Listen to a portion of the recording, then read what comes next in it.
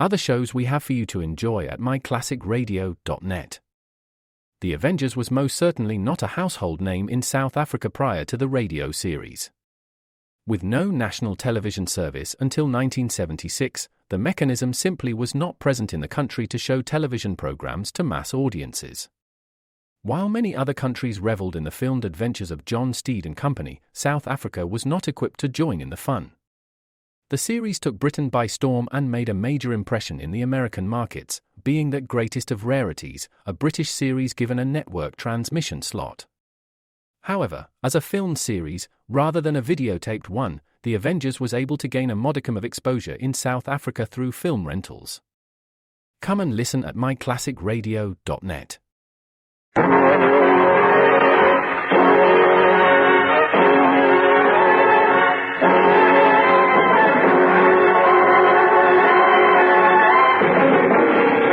Danger with Grainger.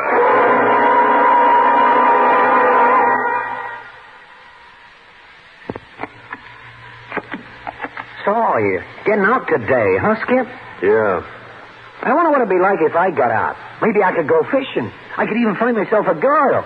You know, Skip, I haven't seen a girl in 11 years. Dames can be trouble. But you've got a girl. I've seen a picture. In color, even. Black curly hair and big brown eyes. Shut up. Have a smoke. Thanks. You playing that solitaire game again, Skip? I told you it's not solitaire. It's called patience. Yeah, I know. Gee, I can see you this afternoon, Skip. You'll be on Broadway. You're buying a new suit. You're eating a swell meal in a swell restaurant. You're even getting married. Cut it out. You're making me sick. Oh, but gee, you're a free man. Don't hand me that. I'm a con, remember? Every place I go, they'll be saying, "There's Skip Lantry. He just got out of the pen." You sound like you didn't want to get out, Skip. I want to get out, don't worry. Because I'm going to get the guy who framed me into this joint, see? I wouldn't talk that way if I was you. You'll be back inside a month. Not me. I'm going to be smart. My first cellmate said that, too. He went out to get even. He died in the cell 4 years ago. I'm not dying in any cell. No. You'll be back, Skip. Unless you change your way of thinking. This is Steve Grainger, private detective, with a story about a guy who came out of the penitentiary and walked straight into trouble, with me as his front man. In just a moment, I'll take you back to one of my most interesting cases.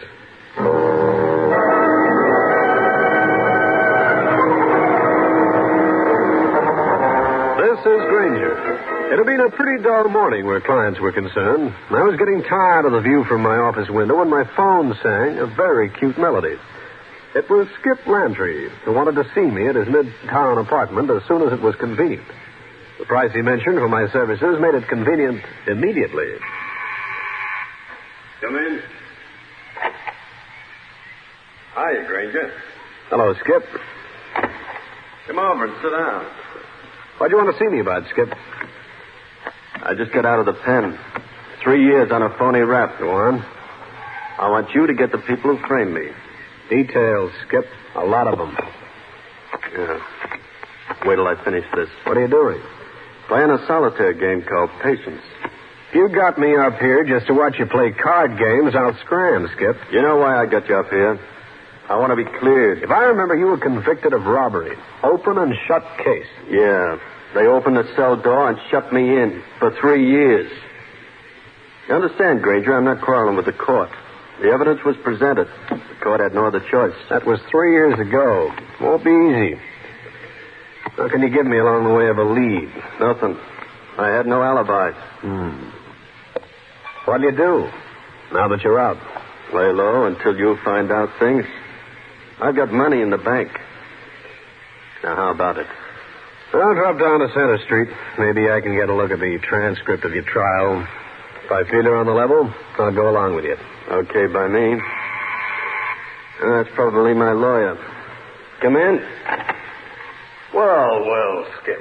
Nice to see you out in the open again. Thanks, Kirk, for everything you did. Don't mention it, my boy. You're fortunate you didn't get a longer term because of your gambling activities. I know. Oh, this is my attorney, Kirk Masters. Steve Grainger. The private eye? I didn't know you two were friends. I knew him before. He's working for me. You don't need a detective. You need a job. I know what I'm doing. You get out of line one step, and I'll lock you up again. You're on parole. Remember?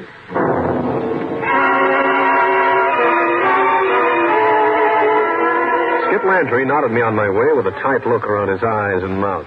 I'd known him before his brush with the law, known him as a gambler, but an honest one and a nice character.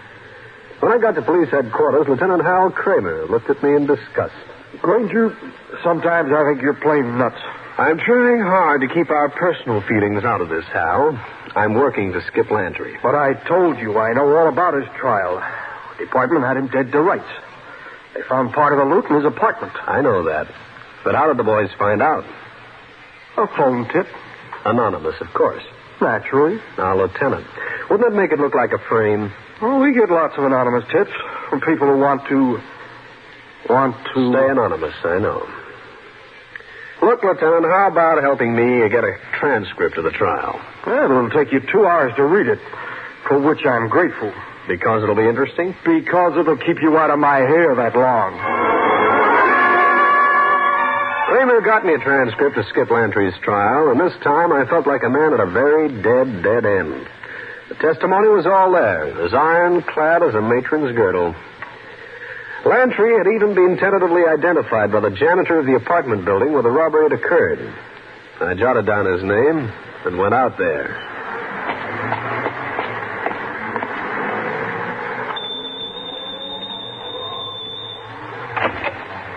What do you want? My name is Grainger. You're Alvin Freedy, the janitor? Here? 3 years ago, you testified at the trial of Skip Lantry. What about it? You testified that you saw him, or somebody who looked a lot like him, come into the building here and go upstairs. Suppose it did. How positive are you that the man you saw was actually Skip Lantry? You expect me to remember something like that? That was 3 years ago. I'll go a step farther with you. If I brought Lantry out here, could you still identify him? I don't know. Okay, Freedy, hang around. I'll bring him out. We'll see how good your memory is. I'll continue with this interesting story in a minute.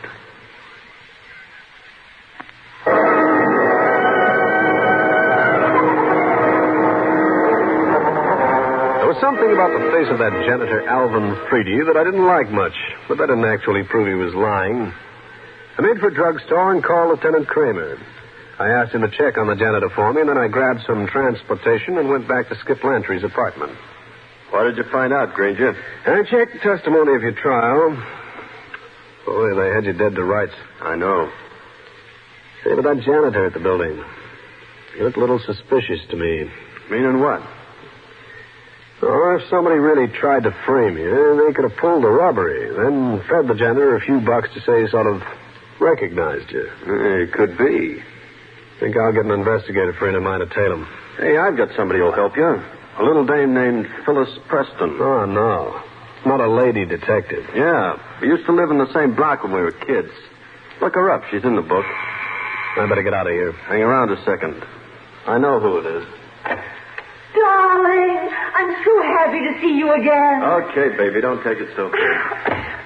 Tonight, you and Kirk and I can go... Well, who's he? Well, this is Steve Grainger. My girl, Lucille Denane. Glad to meet you, Mr. Maine. Hello. Oh, Skip, I brought that stuff... You mean the dough? Well, you can talk in front of Grainger. How much did you bring? Almost all of it you had in the bank. 2,000. Here. Here it is. Thanks, baby. I think I'll be running along, Skip. I'll call you in a little while. Going over to see the Preston girl? Yep. Get her number out of the phone book. She must still be listed. Okay. You'll be here if I call. I'm not going anyplace. I'm the patient type. I found Phyllis Preston's address, made my way over to a rooming house on the west side. I found a door.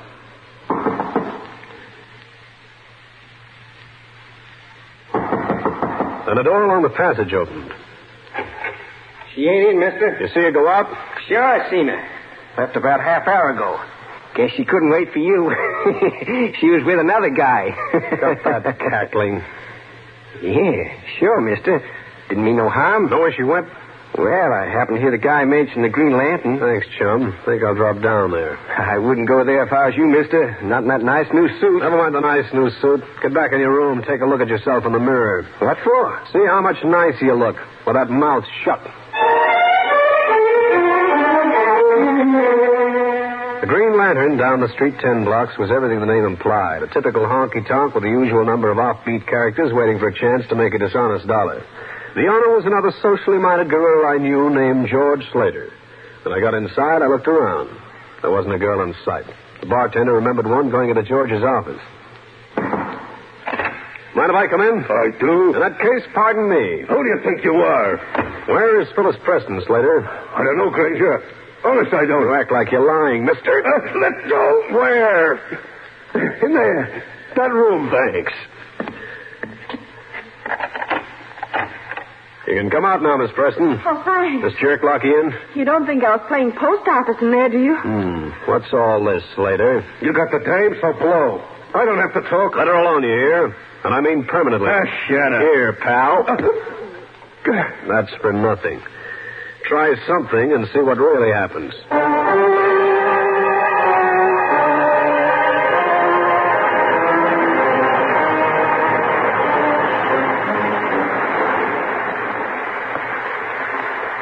I'm Steve Grainger, Phyllis. Oh, I've heard of you. How come you're just from the nick of time rescue at the Green Lantern? Skip Lantry told me to contact you. Oh? Said you were a lady private eye. I do a little investigating. Why did George Slater lock you in that room? How'd he get you out of your apartment? Simple. He was there when I got home. He had a gun. He implied that it would be smart of me to come along quietly. Why? Because it... Well, listen, Grainger, why all the questions? Lantry claims he was sent up on a false charge. He wants to be cleared. Yeah. I think he was framed, too. How come? Well, I have my reasons. Private one? Maybe. Well, I got a job for you. Yes? Watching that janitor, Alvin Freedy. Oh, the one who testified at Skip's trial? That's the one. Yeah, that I'll do, just for laughs. It might not be that funny.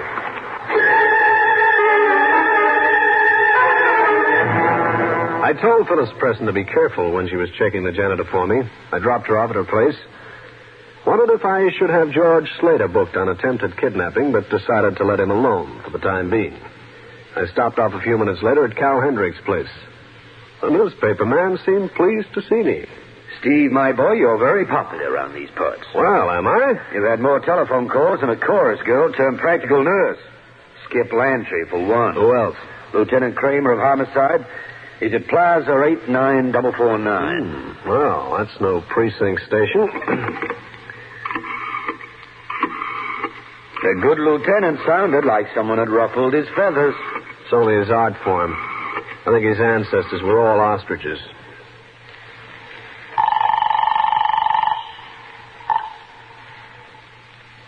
Hello? Lieutenant, this is Grainger. You can stop trying to prove Skip Lantry's innocence. What are you talking about? I'm up at his apartment. Lantry's sitting at his desk. Also, he's carrying a bullet in it. Murder? Uh-huh. Suicide. This was something that didn't add up. Skip Lantry dead. Well, that was tough. But suicide, that didn't figure. Not with a guy who played a game he called patience. And his last words to me were that he was the patient type. In just a minute, I'll bring you the climax of the case.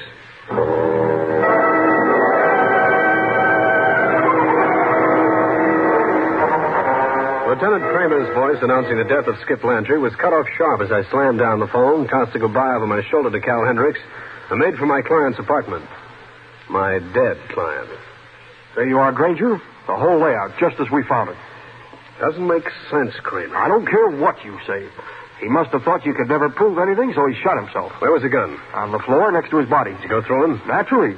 He had $2,000 in his pants pocket. Uh-huh. Man might be dead, but he's still my client. We'll leave everything untouched in this apartment for a couple of days. Grainger, this is an out-and-out case of suicide. It's as obvious as that 40-cent necktie you're wearing. Which is better than the 2-bit shoestring you've got holding up your Adam's apple.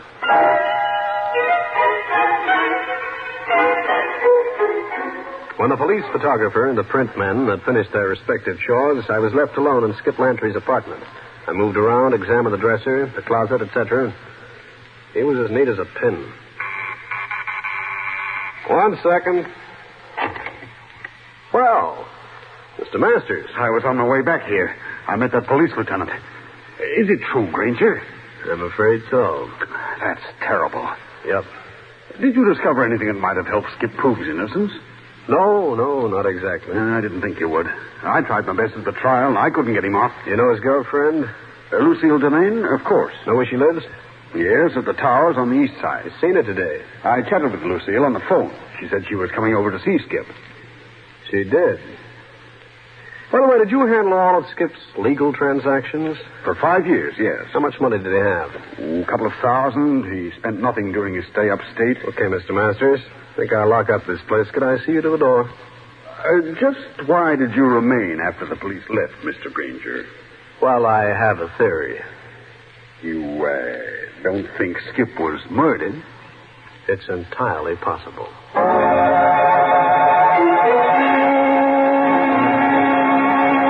Kirk Masters was a typical barrister, middle-aged, with a convex front instead of a concave one, bright blue eyes, and a pleasant manner.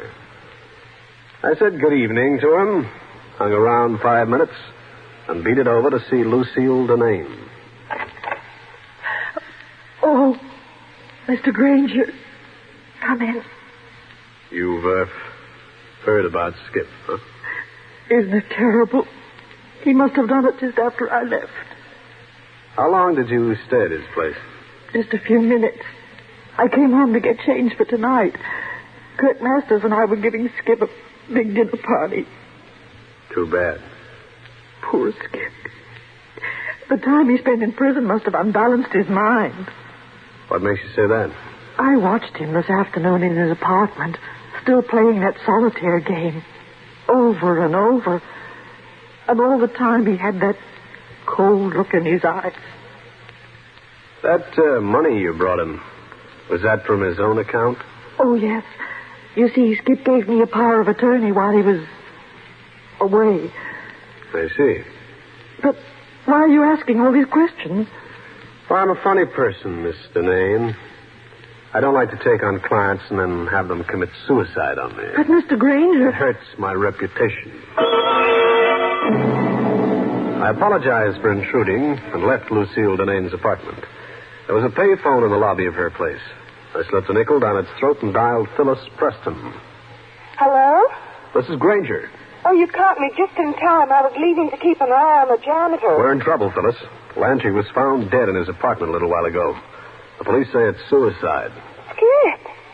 Suicide? Oh, no, he'd never do that. I don't believe it. That makes two of us.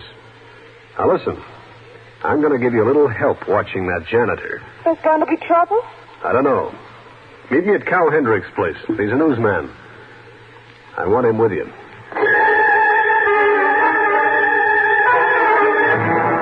Phyllis Preston was right on time. I introduced her to Cal, and I could see the look in the newshound's eye, which meant that a story wasn't the only thing he was interested in. So naturally, he was only too happy to cooperate. 5 minutes later, I walked in the office of Lieutenant Kramer. I suppose you want to know about Freedy, the janitor. Precisely, old pal. He's been a janitor for 7 years. He lives alone in that basement apartment under the building. Police record? No. He's as clean as a dog's favorite bone. Oh, that's that. Also, the coroner will direct a verdict of suicide when Skip Lantry's inquest comes up in the morning.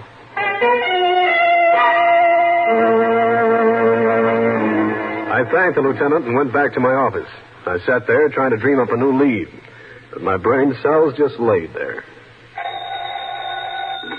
Yep. Oh, Grainger, this is Phyllis Preston.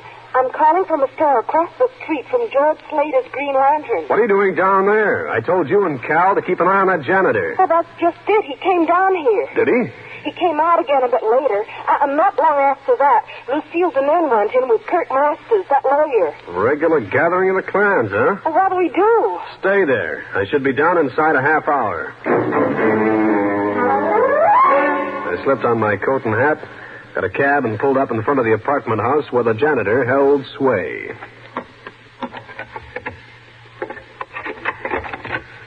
Fortunately, he was the only basement tenant. I got some light on the subject and went through his place. When I came up with the records, I was amused at the fact that I could tell Lieutenant Kramer that the janitor was a bookmaker.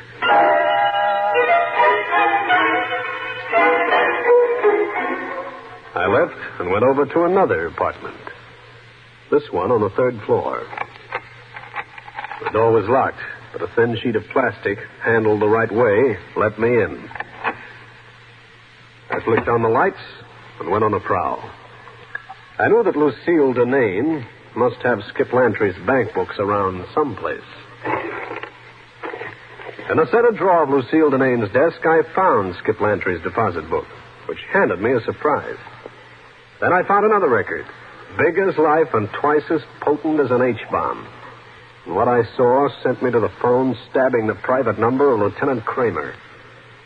Lieutenant Kramer speaking. This is Grainger. Can you get into the Hall of Records at this time of night, if it's an emergency? Don't tell me you proved that Skip Lantry was murdered. Can you get in? Sure. I'm playing a long hunch, Kramer. Check up on the ownership of a joint called the Green Lantern. Oh, for the love of... Then meet me there right away.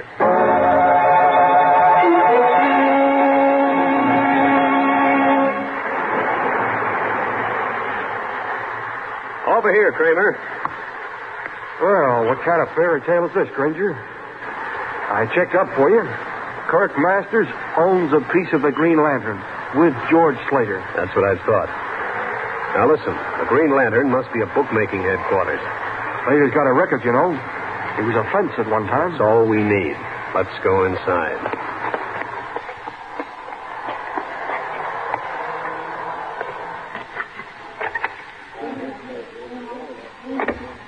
His office is over there. Now what? Just go in and bluff your way? You haven't got a shred of evidence, you know. Here we are. Listen for a second. Maybe we can hear something. George, you have to get rid of that Preston girl. Pretty saw her watching his face from across the street. He follow him here? He doesn't think so, but we can't take any chances. Okay. And you have to get rid of Grainger, too. He must have talked to the girl. He was in Skip's apartment earlier, snooping around. I'll take care of both of them. Don't worry. You make sure you didn't leave a clue? At the apartment, I wore gloves. Nobody heard the shot. Hear that, Lieutenant? Lucille, go back to your place and burn those records. Tomorrow at 10, close Skip's account at the bank. In case Grainger gets away from George and snoops. Don't worry about Grainger. Need any more, Kramer? Let's meet these charming people in person. Listen, didn't I... Put him up, George. Get out of here. Oh, we call the police. In a minute. Mr. Nain, how much money did Skip Lantry have in his account? Just a few dollars. Take a look at this bank book I got out of your apartment. Made out to Skip. Balanced thousands of dollars. Give me that. Naughty, naughty. Here are the records of a bookie headquarters with your name, Kirk Masters, and George Slater. Now, look here, Grainger. From where I stand, it looks like you were using Skip's account to hide the profits of a bookmaking. Was it on account of Uncle Sam and the income tax boys? Were you afraid that Skip would insist on seeing his bank book? George? Don't try it, George. Masters, you're under suspicion of the murder of Skip Lantry. Too bad your pal George is such a blabbermouth. We heard him. You're not arresting me. You said it, man. Kramer, look out! Thanks, Grainger. Quick shooting. You killed him. I'm going for the police. You won't have to. The police are here. This is Kramer of homicide. Lieutenant, take this pair down to headquarters. The paraffin test ought to prove Masters fired a gun today. I'll show you. I'll stretch your arms out. Let go. All right, Masters, stand still. I hate you. I hate you. Turn it on, I said. All right. Grainger, you hit a lady. On the contrary, Lieutenant. I defended myself against a wildcat. Well, friends, that's the story. I'll be back to wrap up the case in just a minute.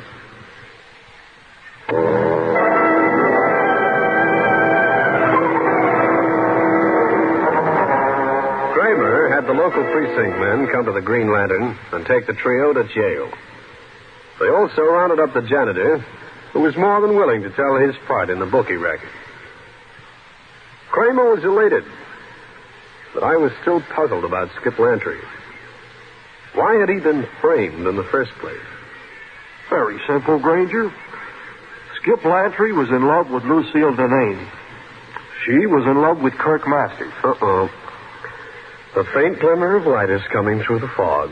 Now, Skip had marriage in mind. So Masters and the Denane girl framed him to get him out of the way. And she got the bright notion to get a power of attorney over his bank account to hide illegitimate dough. Huh? Take the head of the class. But what about the janitor? He gets off? No. He's up for perjury. Say, where's that Preston girl? I rather like her. Yeah, Cal Hendricks rather likes it, too. He's got her out for dinner. Handing her a line that reaches from here to Albany. Well, how do you know? I invited her, too. She turned me down flat. Well, so Grainger the Great gets the go-by, huh? Listen, pal.